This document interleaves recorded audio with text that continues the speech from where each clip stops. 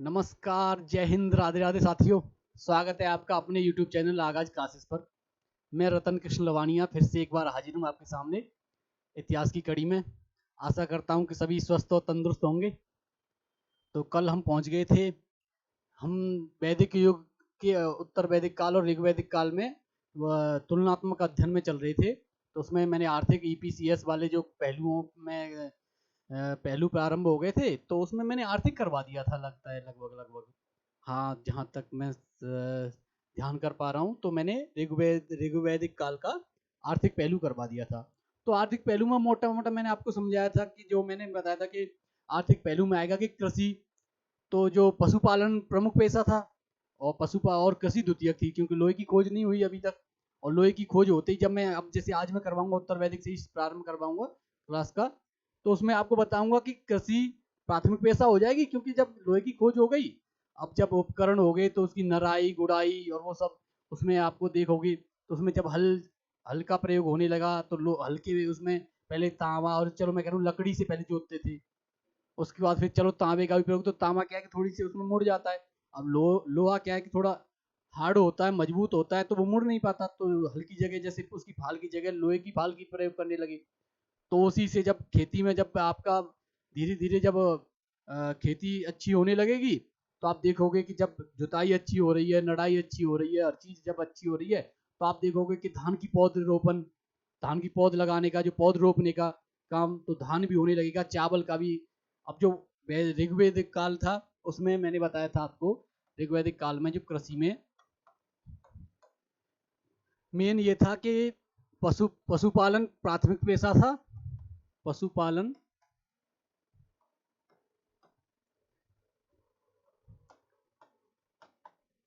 पशुपालन प्राथमिक पेशा था। प्राथमिक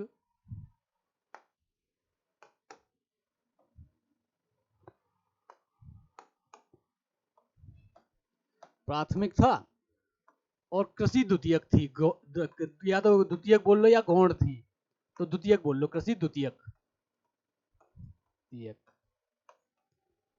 और ये आप लिख सकते हो ऋग्वैदिक काल, ऋग्वैदिक काल। तो जो ऋग्वैदिक काल में जो कृषि थी उसमें अगर आप देखोगे या इकोनॉमी में देखोगे, तो मेन जैसे कृषि से स्टार्ट करते हैं तो पशुपालन प्राथमिक पेशा हो गया। उसमें आप देखोगे कि कृषि द्वितीयक हो गई, गौण। क्योंकि जब लोहे की खोज के बाद आप देखोगे कृषि तुरंत प्राथमिक हो जाएगी।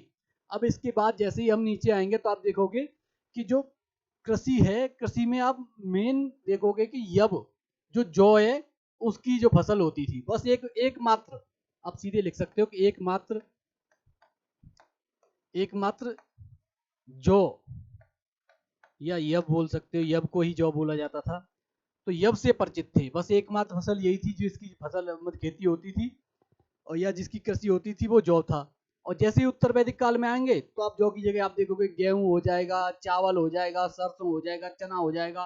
तो वो जो परिवर्तन हुआ ना, तो वो परिवर्तन की वही हो गया सीधे सीधे कि आपको वो जो लोहे की खोज के बाद जो परिवर्तन आएगा, लोहे का जो प्रयोग होने लगेगा, उसमें जो परिवर्तन आएगा, तो आपके सामने खुद जो आपको स्पष्ट पता चलेगा कि हाँ यहाँ यहाँ इस चित्र में। और परिवर्तनों से मैंने पहले भी बताया था, आज फिर बता रहा हूँ साथियों, कि परिवर्तनों से ही आयोग प्रश्न बना उठाता है। तो आयोग जब प्रश्न बनाएगा तो ये इन परिवर्तनों से ही बनाएगा। अब ये कृषि हो गई, उसके बाद जैसे शिल्प उद्योग में, तो सामान्य शिल्प उद्योग थे, और सामान्य शिल्प उद्योग थे रथ रथ उद्योग, और चर्म उद्योग, वस्त्र उद्योग, या मर्दभांड उद्योग। तो आप देखो, और मर्दभांड में क्या है कि सामान्य थी। कल, हाँ, कल जो एक पॉइंट ये उसमें थोड़ा सुधार कर लेना, जो मृदभांड जो मैंने 4 प्रकार के करवाए हैं, उनमें सिर्फ एक प्रकार का है गेरुवर्णी मृदभांड, जो ऋग्वैदिक काल है।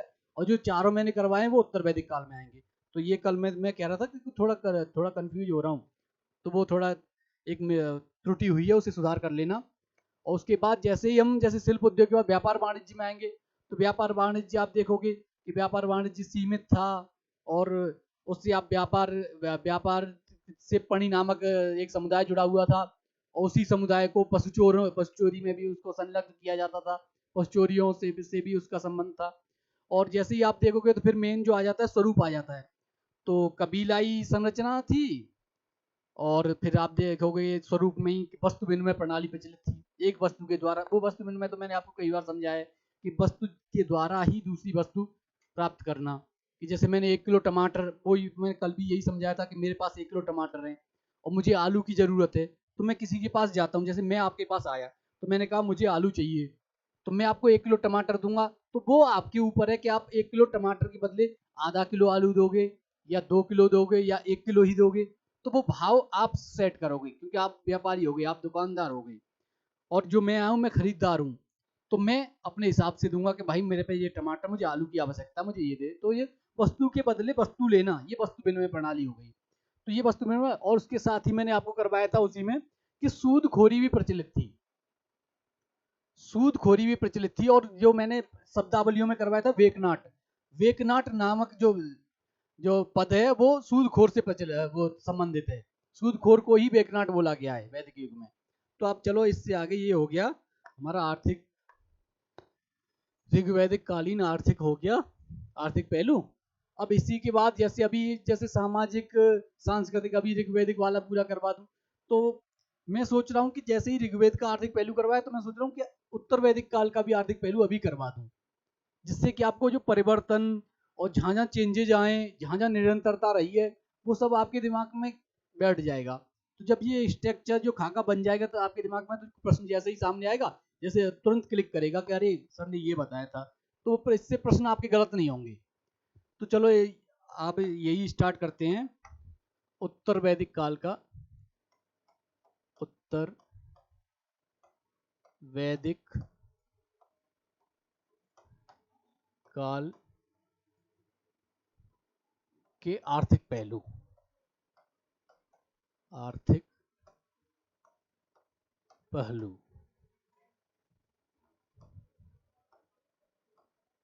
पहलू तो साथियों आप देखोगे कि अब जो उत्तर वैदिक काल के आर्थिक पहलू में जैसे ही प्रवेश करोगे, तो आप मेन लिखोगे कि लोहे की खोज हो गई थी।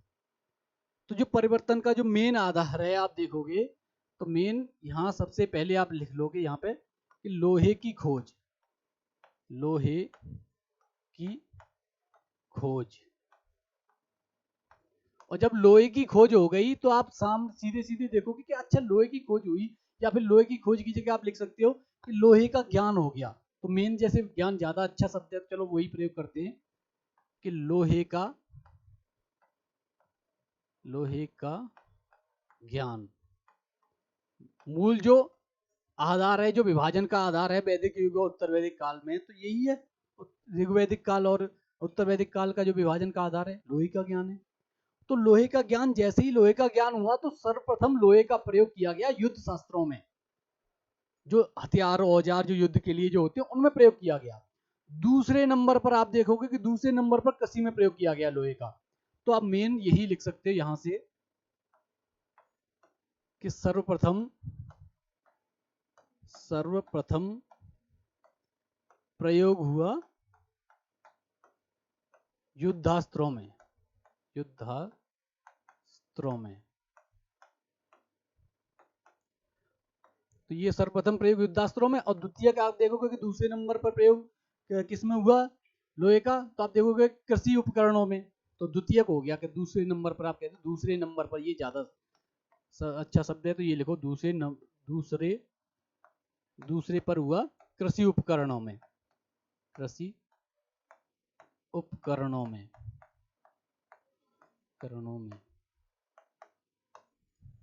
तो दूसरे नंबर पर आप देखोगे कृषि उपकरणों में हुआ। तो मेन जो आधार था वो लोहे का ज्ञान हो गया सर्वप्रथम युद्ध शास्त्रों में, युद्धास्त्रों में। और दूसरा अगर देखोगे तो कृषि उपकरणों में उसका प्रयोग हुआ लोहे का। तो जब लोहे का आप देखो कि जब लोहे का प्रयोग होने लगेगा, तो अब मेन जैसे ही लोहे का प्रयोग हुआ, तो आप यहाँ डालोगे, यहाँ सबसे पहला पॉइंट ये आएगा कि कृषि प्राथमिक पेशा बन जाएगा अर्थव्यवस्था में। कृषि प्राथमिक पेशा, प्राथमिक पेशा। और जैसे ही कृषि प्राथमिक पेशा होगा, तो आप मेन आप देखोगे कि जैसे ही कृषि प्राथमिक पेशा हो गया, तो स्थायित्व की जो अवधारणा आएगी। क्योंकि जब एक जगह रहेंगे, जब कृषि प्राथमिक पेशा हो गया, तो जब कृषि करेंगे, तो कृषि ऐसा तो है नहीं कि आज हुई कल काट के चल दो और दूसरी जगह निकल लो। ऐसा थोड़ी है। तो साथियों आपको समझना पड़ेगा कि अगर किसी कोई फसल बोई है तो उसके लगभग 2 महीने या 3 महीने या 4 महीने तो लगभग कम से कम, अगर देखो न्यूनतम अगर टाइम पीरियड जो लगेगा या मिनिमम जो टाइम पीरियड लगेगा वो 3 महीने तो मान के चलो। तो 3 महीने अगर किसी एक जगह पे अगर वो रहेंगे, जब खेती की है तो उसकी रक्षा भी करेंगे कि फसल उपजी, फसल की सुरक्षा के लिए एक जगह जब वो रहेंगे तो स्थायित्व की अवधारणा आएगी। तो आप मेन लिख सकते हो कि अतः स्थायित्व की अवधारणा आई। तो यहाँ जैसे यहाँ पे लिख सकते हो कि अतः स्थायित्व की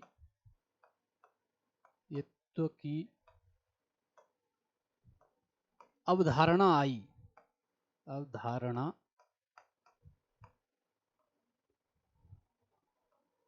आई क्योंकि जब एक जगह रहने लगे तो फिर वो सोचेंगे कि चलो एक फसल हो गई, अब यहाँ जब रहने का, खाने के बाद उसका सबका बनाया है, जब रहने के लिए हमने आवास बनाया है, सब कुछ किया है, तो यहीं अगली फसल और ले लेते हैं। तो ये स्थायित्व की अवधारणा सामने आई तुरंत, क्योंकि जब एक जगह बस जाएंगे, जब रहने लगेंगे तो स्थायित्व हो गया कि अब ऐसे नहीं कि घुमक्कड़ प्रवृत्ति के नहीं कि यहाँ ही यायावरी जीवन की, यहाँ से आगे ये 2 दिन यहाँ रहे, 3 दिन यहाँ रहे, फिर ये सब खत्म करके फिर अगले दिन वहां पहुंच के। क्योंकि जब क्या था कि तब कृषि नहीं करते थे, पशुपालन था, तो पशुओं को कभी पाल लो, पशुओं को साथ लेके चल दो, जहाँ पशुओं के लिए चारे की व्यवस्था वहां रुक जाओ, यहाँ जैसी चारा खत्म हुआ अगली जगह चल दिए। तो वो यायावरी जीवन हो गया, घुमक करके वहां चल दिए। अब जैसे ही कृषि करने लगे, एक जगह फसल होने लगी, तो साथियों आप स्पष्ट तौर पर आपको नजर आएगा कि एक जगह जब रहेंगे तो वहीं पर रहने की, चलो अगली फसल हो रही, तो स्थायित्व की भावना स्वाभाविक है आना, कि एक जगह जब रहने लगे तो स्थायित्व आएगा। तो ये मेन ये हो गया कि स्थायित्व। उसके बाद जैसे हम जैसे कृषि में आप प्रवेश करेंगे तो ये मैं साफ कर देता हूँ।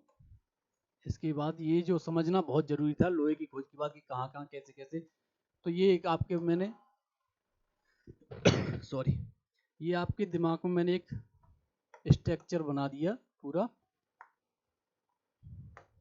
अब दूसरे नंबर पे आप देखोगे कृषि, क्योंकि कृषि से ही प्रारंभ होता है अर्थव्यवस्था की, जो मैंने आपको मोटा मोटा आपको समझा दिया। तो कृषि में आप देखोगे कि कृषि में कृषि मुख्य पेशा हो गया। जब कृषि कृषि मुख्य पेशा हो गया तो अब अकेला जौ की फसल तो नहीं होगी, या जौ जौ की फसल, ये जो यब था, यब की फसल तो नहीं होगी। अब जब कृषि मुख्य पेशा हो गया तो और भी फसलें होने लगेंगी। तो आप देखोगे कि जौ के साथ गेहूं, चावल, और आप देखोगे सरसों मटर की फसल होने लगेगी। और जब सरसों मटर की फसल होने लगेगी तो कृषि अधिशेष, जैसे देखो कृषि का जो उत्पादन है उसमें अधिशेष की स्थिति उत्पन्न होगी। क्योंकि जब सारी फसलें होने लगेगी तो कुछ बचत जैसे बचा कर भी रखेंगे कि चलो ये फसल हो गई, इसमें कुछ खाने के लिए वो कर लो, और आगे जैसे ही खाने, जैसे खाने के लिए अलग से रख लिया, और कुछ आगे के लिए कि आगे के लिए बचा के रख लिया कि क्या पता आगे फसल कैसी हो, तो बचा तो वो अधिशेष हो गया कि हमने अधिशेष बचा रखा है, अधिशेष रखा हुआ है। तो आप देखोगे कि कृषि की जैसे ही चावल और ये जितनी विभिन्न फसलें जैसी बढ़ी, तो आप देखोगे कि जो अधिशेष कृषि की का एक वो आएगी, धारणा आएगी या अवधारणा आएगी कि कृषि अधिशेष की स्थिति उत्पन्न होगी। तो उसी में जैसे अधिशेष कृषि जो बोलते हैं ना मेन, कि अधिशेष कृषि, तो वही अधिशेष कृषि का एक कॉन्सेप्ट आएगा कि कृषि की जो फसल आई उसे बचा कर रखना।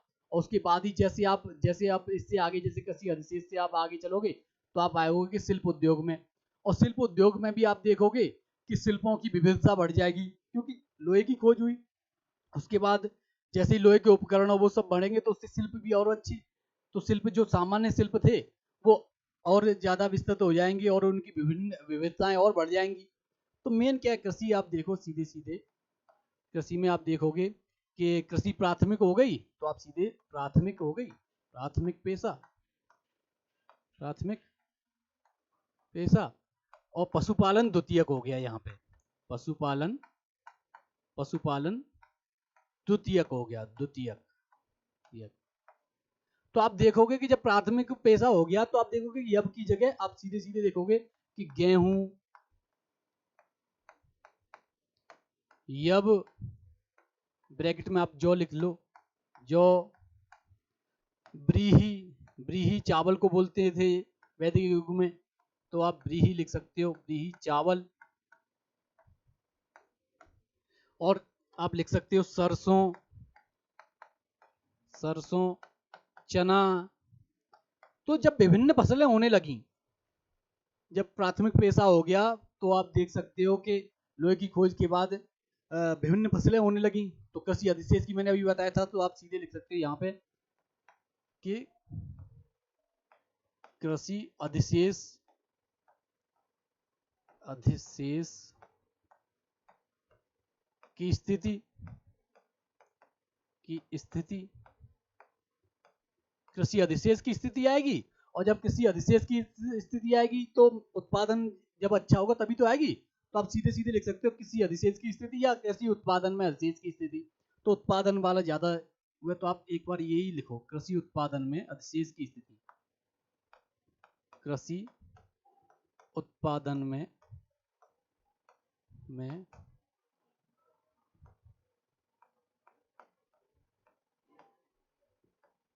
अधिशेष की स्थिति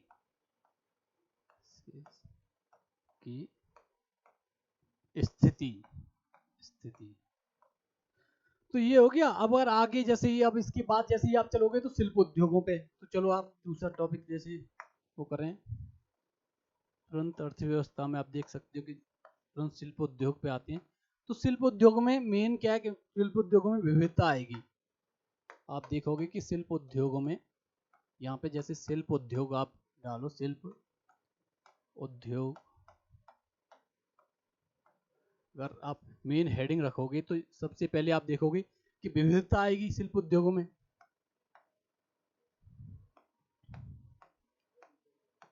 विविधता आएगी।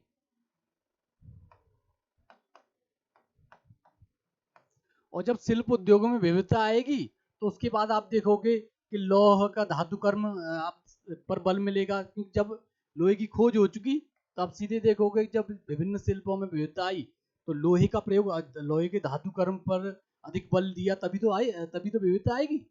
तो आप सीधे एक पॉइंट भी आप इसमें डाल सकते हो कि लौह धातु कर्म पर अधिक बल। और जब लौह धातु कर्म पर अधिक बल होगा तो आप देखोगे कि वही रथ निर्माण, धातु निर्माण, मृदभान निर्माण, रस्सी निर्माण, टोकरी निर्माण। तो आप जैसे यहाँ पे आप आ जाओगे तो रथ निर्माण,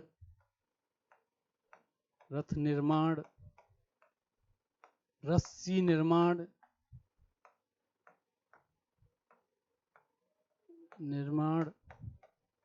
अब जो धातु कर्म भी आ जाएगा, धातु निर्माण हो जाएगा। तो अभी जब लोहे की खोज बेशक हो गई, लेकिन तांबा, कांसा, ये सब तो टिन, इनसे तांबा और टिन को मिलाकर कांसा तैयार किया जाता था, तो ये तो सब चलेगा ही।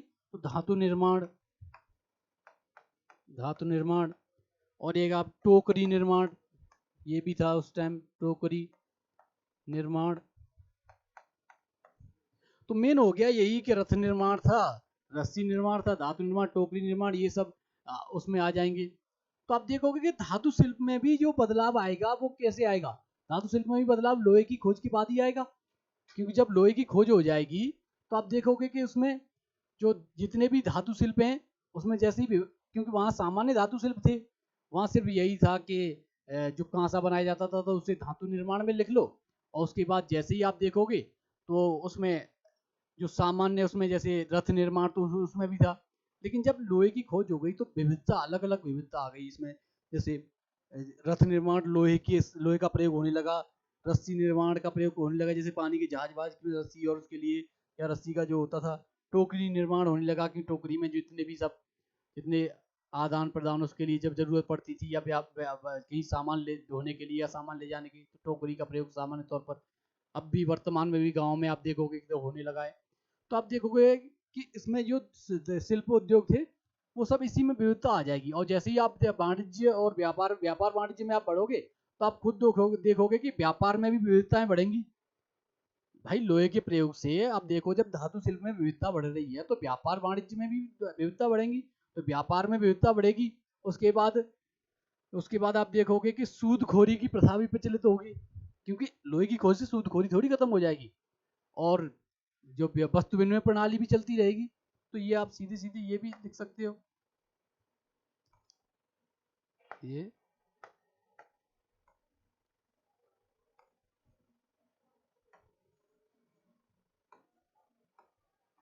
व्यापार वाणिज्य में आप मेन पॉइंट आप देखोगे,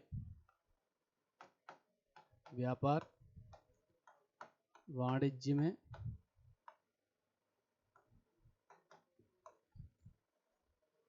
आप सीधे कहोगे कि व्यापार में विविधताएं, व्यापार में विविधता आएगी, विविधताएं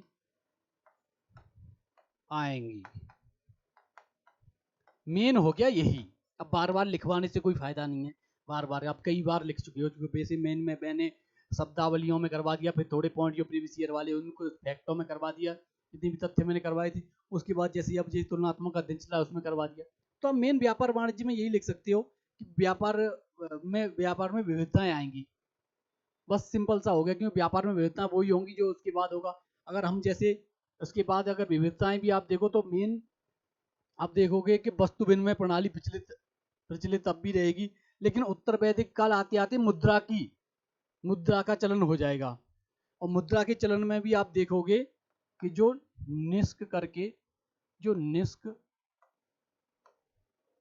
निष्क जो धातु उपकरण था या धातु का जो आभूषण था, वो उत्तर वैदिक काल आते आते एक मुद्रा का रूप ले लेगा, एक मुद्रा का रूप ले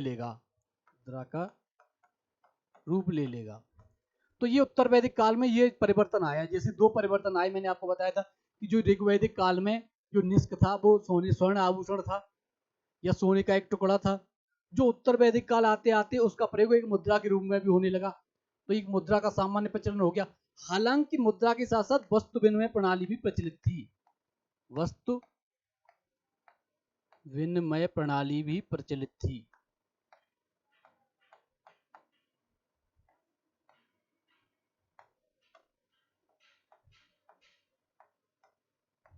और जब वस्तु विनिमय प्रणाली भी प्रचलित थी तो आप मेन देखोगे कि सूदखोरी का भी चलन रहेगा, तो सूदखोरी प्रथा भी प्रचलित थी। आप सीधे सीधे इसी में व्यापार वाणिज्य वाले में आप यहां लिख सकते हो कि सूदखोरी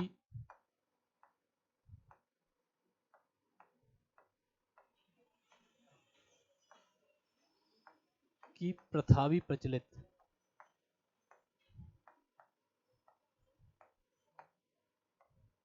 तो सूदखोरी की प्रथा भी प्रचलित थी, वस्तु विनिमय प्रणाली प्रचलित थी, हालांकि मुद्रा का प्रयोग होने लगा था। तो मेन अगर इसके बाद आप देखोगे तो आप सीधे सीधे यहाँ पे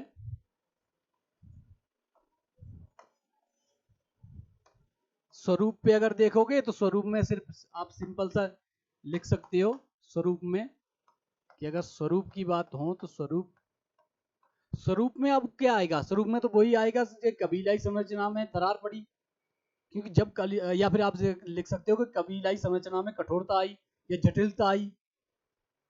क्योंकि ऋग्वैदिक काल में जो कबीलाई संरचना थी उसमें जब लोहे की खोज हो जाएगी, जब सैन्य आप रक्षा उसके लिए जब युद्धास्त्रों का प्रयोग होगा, विभिन्न पहलुओं में आप देखोगे कि कृषि में प्रयोग होगा तो व्यापार वाणिज्य में विविधता आएगी, धातु शिल्प में विविधता आएगी।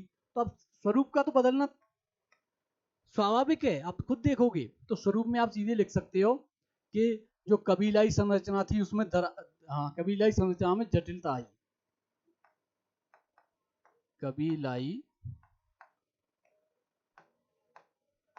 संरचना में जटिलता आई, संरचना में जटिलता आई, ये आप लिख सकते हो। और जटिलता की जगह आप लिख सकते हो दरार पड़ी, और अगर उसके बाद अगर जैसे आपको लिखना चाहो तो आप जैसे कठोरता आई, तो ये सब एक ही वो है कि जटिलता आई तो भी मतलब वही है, कठोरता आई तो उसका भी मतलब वही है। तो आप मेन देखोगे कि जैसे ही लोहे की खोज होगी तो उससे क्या है कि अब जैसे आगे जैसे मैं समाज वाले उसमें करवाऊंगा आपको, तो आप खुद देखोगे कि जैसे ही सामाजिक तौर पर आप परिवर्तन देखोगे तो उसमें मेन आपको दिखाई देगा कि जो चार वर्ण थे उसमें ब्राह्मण, क्षत्रिय, वैश्य, शूद्र, तो उसमें आप देखोगे कि व्यापार वाणिज्य से वैश्य वाला वर्ण जुड़ा हुआ था। और जब वैश्य वाला वर्ण जुड़ा होगा व्यापार वाणिज्य से तो उस टाइम क्या धनवान भी, जैसे धनी भी होगा, सर्वाधिक पैसा भी उन्हीं के पास होगा। लेकिन अगर उसमें देखोगे जब उसमें तो वो देखोगे कि ब्राह्मण भी सर्वोच्च रहेगा। तो फिर उनमें ऐसे ही कटुता आएगी, दरार यहीं पड़ेगी। मेन जो होता है ना कि दरार पड़ी, तो आप देखोगे कि मेन दरार वाला जो वो पॉइंट है वो यही रहेगा कि जो वो सीधे वो वैसे जैसे प्रश्न चिन्ह लगाएंगे या वो अपनी आवाज उठाएंगे, वो सीधे बोलेंगे कि जब पैसा हमारे पास सबसे ज्यादा है तो ये सर्वोच्च कैसे हो गया। क्षत्रिय कहेंगे कि रक्षा तो हम करते हैं, ये सर्वोच्च कैसे हो गया। तो यही दरार पड़ेगी, यही इसी को दरार बोलेंगे कि समाज में तो ये कबीलाई संरचना में दरार आई। तो इससे आगे जैसे अब ये हो गया हमारा आर्थिक पहलू आपने देख लिया। अब देखते हैं राजनीतिक पहलू। तो आप सीधे ऋग्वैदिक काल का राजनीतिक पहलू, राजनीतिक पहलू। अब राजनीतिक में आप मेन देखोगे तो सबसे पहले राजा से स्टार्ट करेंगे, क्योंकि मेन तो राजा ही था राजनीतिक में, अगर मेन वो रहेगा तो आप देखोगे कि जो राजा क्या था, राजा कबीले का प्रमुख था। और जब कबीले का प्रमुख होगा तो राजा की जो पहचान है वो कबीले से होगी। तो आप मेन लिख सकते हो यहाँ पे आप सीधे, या फिर इधर आप लिख सकते हो कि कबीले का प्रमुख, कबीले का प्रमुख। दूसरा आप लिख सकते हो कि कबीले से ही पहचान, कबीले से पहचान। पहचाना भी तो उसी से हो जाएगा कि फलाने कबीले का राजा है ये, तो कबीले से पहचान, से पहचान। और जब कबीले से पहचान होगी तो कबीले की रक्षा का भी तो उसका दायित्व होगा। तो अतः राजा को जनस्य गोपा कहा गया क्योंकि रक्षा करेगा। तो जैसे आप लिख सकते हो सीधे सीधे कि जनस्य गोपा कहा गया, जनस्य गोप या गोपा,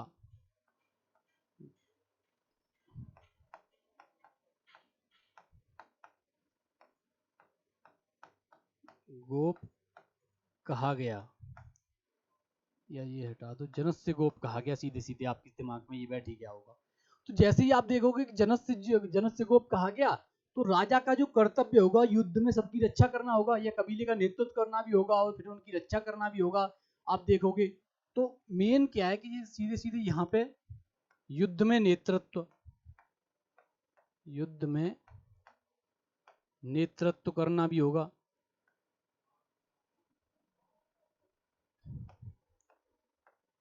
और जब युद्ध में नेतृत्व करेगा तो कबीले की रक्षा करना वही तो उसी का दायित्व होगा।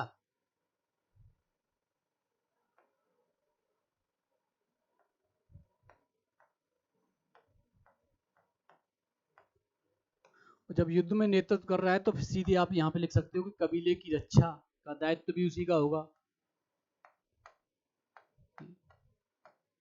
रक्षा का दायित्व भी इसी का रहेगा। और जब कबीले की रक्षा का दायित्व होगा तो आप देखोगे कि राजतंत्रात्मक प्रणाली लोकप्रिय हो जाएगी।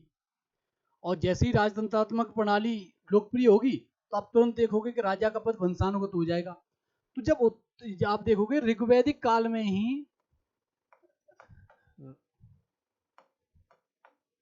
राजतंत्रात्मक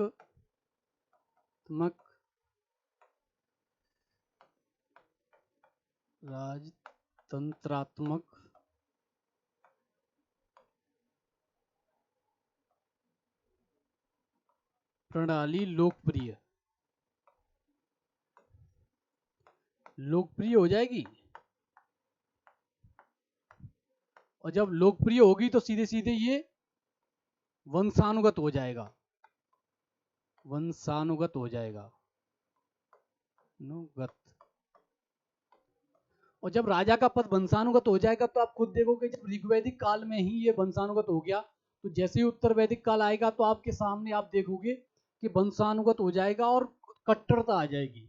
जैसे बोलते हैं ना कि थोड़ा उससे कि वंशानुगत हो जाएगा, फिर उसके आधार पर जातिगत हो जाएगा। तो इसी के साथ साथ आप देखोगे जो उत्तर वैदिक काल में जो नौकरशाही भी वंशानुगत हो जाएगी। और जैसे ही ये वंशानुगत होगा ऋग्वैदिक काल में तो आप देखोगे, ये मैं थोड़ा हटा देता हूं, वंशानुगत होगा लेकिन निरंकुश नहीं होगा, क्योंकि इस पे अंकुश लगाने के लिए 3 सभाएं, यार आप लिख सकते हो कि उसके राजा, पहली बात तो आप देखोगे कि निरंकुश नहीं, यहाँ पे लिख सकते हो सबसे पहले कि राजा निरंकुश नहीं, राजा सीधे निरंकुश नहीं, निरंकुश नहीं। और जब निरंकुश नहीं तो क्यों निरंकुश नहीं, तो आप देखोगे कि राजा का निर्वाचन होता था, निर्वाचन होता था, निर्वाचन। और जब निर्वाचन होता था तो आप देखोगे कि जो राजा का निर्वाचन होता था उसमें सभा समितियां जैसी संस्थाएं उस पर अंकुश लगाए रखती थी। मेन निर्वाचन होता था, वोटिंग से राजा बनता था, उसके बाद सभा और समितियां जैसी जो संस्थाएं वो उन पर अंकुश लगाए रखती थी। तो आप सीधे लिख सकते हो यहाँ पे सभा और समिति, ये मैं आपको बताऊंगा आगे, पूरा डिटेल में समझाऊंगा। सभा समितियां जैसी संस्थाएं, जैसी संस्थाएं अंकुश लगाए रखती थी, अंकुश, अंकुश लगाती थी। अब जैसे ही आप देखोगे कि जैसे ही अंकुश लगाती थी तो उसमें आप आओगे, जब नौकरशाही में, अभी मैंने आपको बताया था कि जैसे ही नौकरशाही में हम पहुंचेंगे तो आप देखोगे कि नौकरशाही में रक्त से संबंधित नौकरशाही हो जाएगी। और उसमें जैसे नौकरशाही में आप देखोगे सेनानी, पुरोहित और जो गुप्तचर थे उसको स्पष्ट बोला जाता था वो, तो ये सब आ जाएंगे। तो आप देखोगे सीधे सीधे, अगर नौकरशाही अगर देखोगे आप, नौकरशाही, तो नौकरशाही वंशानुगत हो जाएगी। जब राजा वंशानुगत होगा तो मैंने अभी बताया था वंशानुगत हो जाएगी। और जैसे ही नौकरशाही वंशानुगत होगी तो आप देखोगे नौकरशाही में भी, अगर आप देखो यहाँ पे तो मैं बता दूं, सेनानी था, सेना का प्रमुख सेनानी, पुरोहित, पुरोहित, और एक स्पष्ट गुप्तचर, स्पष्ट करके जो था गुप्तचर। तो मेन ये हो गया कि स्पष्ट गुप्तचर हो गया, तो ये सब नौकरशाही जो हो जाएगी। और आप देखोगे कि जो भारत में जो मेन जो पॉइंट है वो मैं आपको बता दूं कि भारत में जो गुप्तचर व्यवस्था की जो शुरुआत हुई है वो ऋग्वैदिक काल से ही शुरुआत हुई मानी जाती है। तो मेन यही था कि गुप्तचर व्यवस्था की जो शुरुआत है, जो गुप्तचर व्यवस्था की जो शुरुआत है, यहाँ पे मैं बता दूं गुप्तचर व्यवस्था की शुरुआत, शुरुआत ऋग्वैदिक काल से मानी जाती है, ऋग्वैदिक काल से मानी जाती है। तो आप देखोगे जब ऋग्वैदिक काल से जब मानी जाएगी तो जैसे प्रतिनिधि सभाएं आएंगी, और प्रतिनिधि सभाओं में आप देखोगे कि सभा, समिति, विदत और गण ये आ जाएंगी। तो आप अलग अलग, जैसे ही मैंने आपको बताया था कि जब